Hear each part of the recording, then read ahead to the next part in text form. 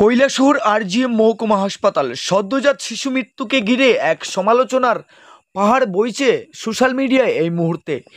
এই অভিযোগ তোলার পর নড়েচড়ে বসেছেন হাসপাতাল কর্তৃপক্ষ, চিকিৎসক থেকে শুরু করে অন্যান্য স্টাফ, নার্স এবং কর্মীবৃন্দ।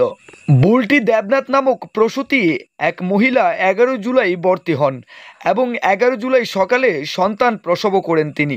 পরবর্তীতে নবজাতকের শারীরিক অবস্থার অবনতি হওয়ায় তাকে বেসরকারি হাসপাতালে স্থানান্তর করা হয়। 13 জুলাই বিকেলে তার মৃত্যু হয়। ডক্টর চিরঞ্জিত দেব, বিশেষ করে স্ত্রীরোগ বিশেষজ্ঞ ডক্টর চিরঞ্জিত দেব এই অভিযোগকে খণ্ডন করে একাধিক বক্তব্য জনসম্মুখে রেখেছেন।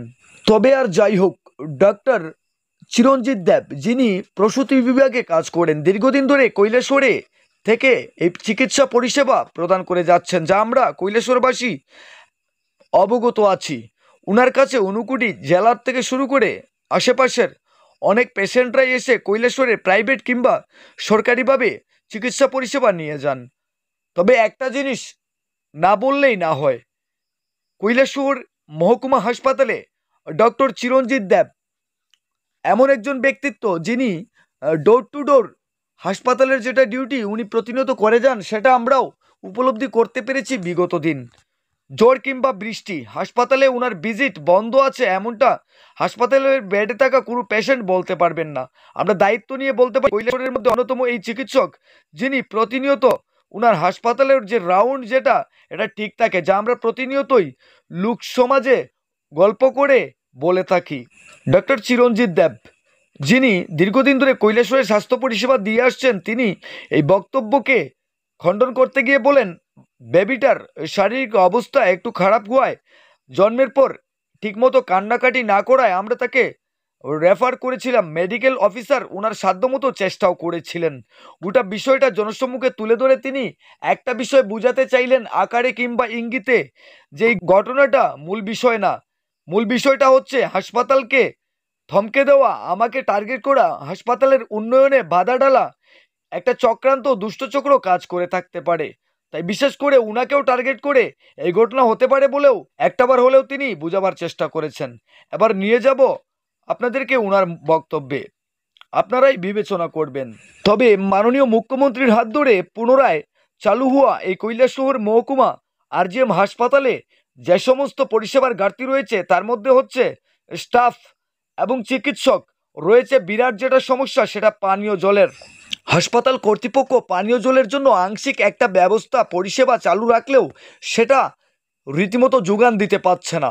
বিশেষ করে কৈলাসহর আরজিএম হাসপাতালের সামনে থাকা কৈলাসহরের গর্ব লায়ন্স ক্লাব প্রতিনিয়তই আরজিএম হাসপাতালের পেশেন্ট কিংবা পেশেন্টের সাথে আসা পরিজনদেরকে পানীয় জলের ব্যবস্থা প্রদান করে যাচ্ছে রাত দিন 24 ঘন্টা কৈলাসহরের লায়ন্স ক্লাব।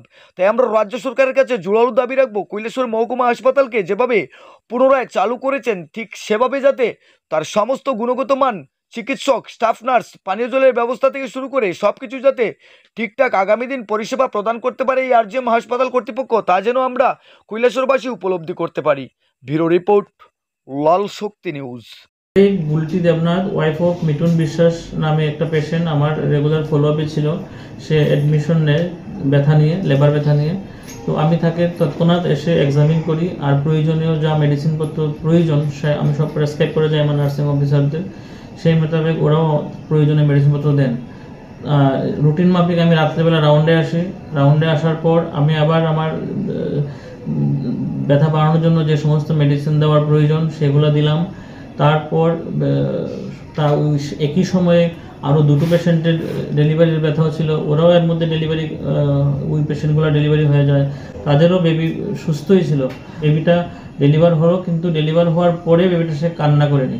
তখন ইমার্জেন্সি মেডিকেল অফিসার এসে বেবিটাকে দেখার পরে দেখলো যে একটু তার শ্বাসের সমস্যা আছে, সঙ্গে সঙ্গে তাকে হায়ার সেন্টারে রেফার করে দিল। তো তারা কোনো একটা বেসরকারি নার্সিংহোমে নিয়ে যায়, তো সেখানে তার ট্রিটমেন্ট চলছিল। তারপরে তারা বলেছেন যে নার্সরা ডেলিভারি করেনি, জিডিএস স্টাফ কাকলি মালাকার বলে একজন মহিলা ওনার ডেলিভারি করিয়েছেন, না প্রেশার ক্রিয়েট করে পেটের মধ্যে। সেটাও সম্পূর্ণ মিথ্যে। আমাদের নার্সিং অফিসার দুজন ছিলেন, ওরাও লেবার রুমে ছিলেন, আর যখন সমস্যা হয়েছিল তখন আমাদের মেডিকেল অফিসার নিচে ছিলেন, ডক্টর দেবনাথ সেও এসছে। হ্যাঁ, আর ওই সঙ্গে বলতে চাইবো যে মনে হচ্ছে গত দু বছরে আমরা শূন্য থেকে আরজিএমটা শুরু করেছিলাম, প্রায় 1,500 ডেলিভারি হয়ে গেছে। তো আমাদের এই সাফল্যে এখন আমাদের এখানে ওটিও চালু হতে যাচ্ছে, সোনোগ্রাফি মেশিনও চলে এসছে। তো আমাদের পেছনে একটা দুষ্ট চক্র কাজ করছে, আর ওই দুষ্ট চক্রটা হয়তোবা আমাকেও এখান থেকে সরানোর জন্য চেষ্টা করতে পারে।